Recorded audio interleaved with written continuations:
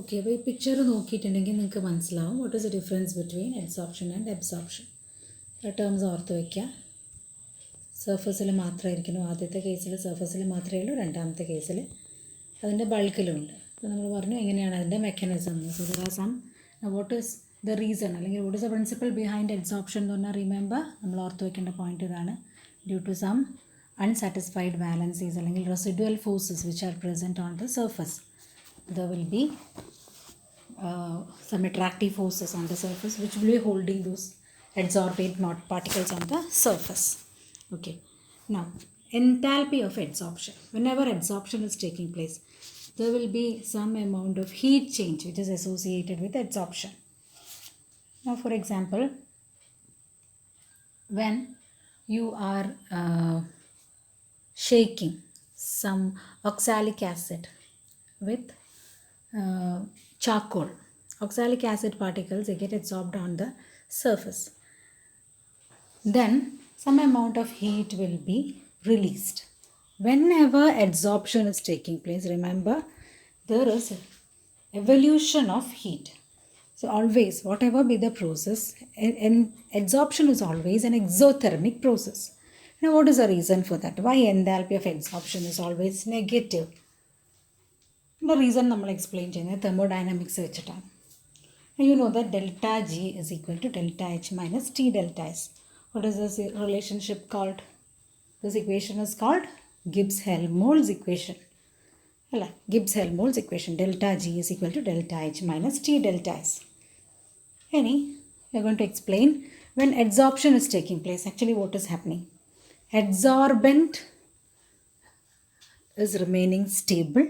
The adsorbate molecules, they are moving, they get adsorbed on the surface. Now what will happen to their randomness or entropy? They get adsorbed. That means their entropy is reduced. Okay? That means delta S will be negative. When delta S is negative, what will happen to delta G? Delta H minus T delta S ആണ്. അപ്പോൾ delta S negative ആകുമ്പോൾ minus of minus will become plus. Then delta G will become positive. Okay, delta G is positive means that process is not spontaneous. But you know that adsorption is a spontaneous process that will take place അല്ലേ. അപ്പോൾ delta G negative ആവാൻ പിന്നെ ആകെ ഒറ്റ വഴിയുള്ളൂ, delta H negative ആവണം. That means there must be evolution of heat. So for the process to be spontaneous, there is only one method, and that is by liberating heat. So whenever adsorption is taking place, there is evolution of heat. Okay, so delta H is always a negative process. What does it mean? നമ്മൾ low temperature maintain ചെയ്യുമ്പോഴാണ് adsorption നടക്കുക. ഇപ്പോൾ for example gases ഒരു സോളിഡിൻ്റെ മേലെ adsorb ചെയ്യാണ്. Okay, നമ്മൾ high pressure കൊടുത്ത് കഴിഞ്ഞാൽ ടെമ്പറേച്ചർ നോട്ട് പ്രഷർ ടെമ്പറേച്ചർ വളരെ കൂടിക്കഴിഞ്ഞാൽ വാട്ട് വിൽ ഹാപ്പൻ? ഇത് എക്സോതെർമിക് പ്രോസസ്സ് ആണെന്ന് പറഞ്ഞതുകൊണ്ട് നമ്മൾ ഓൾറെഡി പഠിച്ചിട്ടുണ്ട് അല്ലേ. എക്സോതെർമിക് പ്രോസസ്സ് എപ്പോഴാണ് സ്പോണ്ടേനിയസ് ആവുക? Exothermic process are spontaneous at low temperature and endothermic processes are spontaneous at high temperature. So you have to keep very low temperature. If you increase temperature, what will happen? Forward process exothermic and the adsorbent plus adsorbate in equilibrium with adsorption. Now when you increase the temperature, what will happen? The backward process will take place. That is already adsorbed substance that will be undergoing desorption. Okay, that bond will break and the adsorbed substance gets desorbed. അതാണ് നടക്കുക. ഈ point ഓർത്ത് വയ്ക്കുക. ഒറ്റ കാര്യം പറഞ്ഞിട്ടുള്ളൂ, enthalpy of adsorption. Delta H is always negative. So to increase the rate of adsorption, what you have to do? You have to keep temperature very low. Okay, and once you increase the temperature, what will happen? The already adsorbed gases or particles, they get desorbed. Okay. Now, what are the different types of adsorption? Adsorption is of two types, physisorption and chemisorption.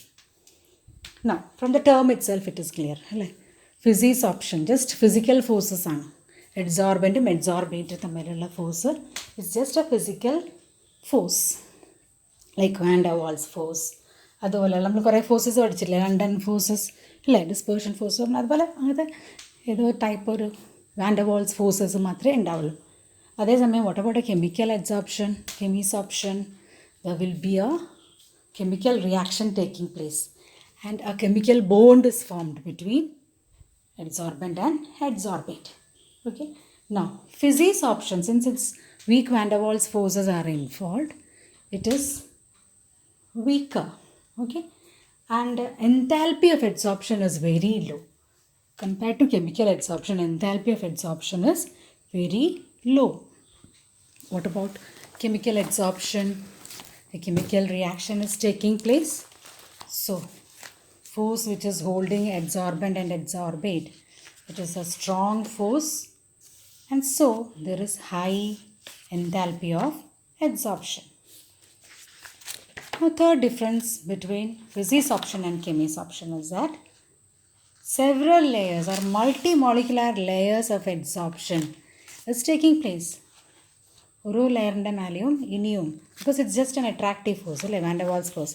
അപ്പോൾ more and more layers of adsorption is possible on the adsorbent, but that is not the case with chemical adsorption. So proper bonds are to be formed, so only a single layer of adsorption will take place. Okay, now coming to desorption. Now it is very easy to remove the adsorbate from adsorbent, but that is not the case in the case of chemisorption, because there is already a chemical bond, so you have to adopt several methods to remove the adsorbate. Now coming to physisorption, it is reversible. It is reversible, okay, whereas it is not reversible in the case of chemisorption. Now it is not specific. Physisorption is not at all specific. Any particles can be adsorbed, but that is not the case with chemisorption. Why? Because a chemical reaction should take place. അല്ലേ, എല്ലാവർക്കും chemical reaction അവിടെ നടക്കാൻ പറ്റില്ല. So it's highly specific. In adsorbate എന്നൊക്കെ കറക്റ്റായിട്ട് specific അഡ്സോർപ്ഷനാണ്. And activation എനർജീൻ്റെ ആവശ്യമൊന്നുമില്ല. Activation energy ഓർമ്മ ഉണ്ടോ? നമ്മൾ കഴിഞ്ഞ കൊല്ലം പഠിച്ച activation energy. What is activation energy? ഒരു reaction നടക്കാതിരിക്കുമ്പോൾ when you supply some amount of energy, what will happen?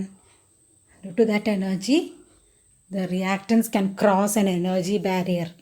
Okay, so when you supply activation energy, adsorption rate will increase first in the case of chemical reactions. So in the case of chemisorption, activation energy is required, but in the case of physical adsorption, such activation energies are not required. Okay, so these are differences between physisorption and chemisorption.